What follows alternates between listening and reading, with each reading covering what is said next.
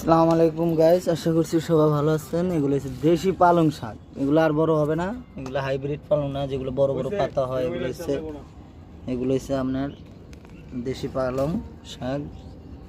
এগুলো তেমন একটা বড় হয় না, এগুলো এখনই খাওয়ার উপযুক্ত হয়ে গেছে। তো এগুলো দেশি দেশি দেশি পালং শাক। এগুলো আসলে এখনই খাওয়ার উপযুক্ত হয়ে গেছে, হবে না।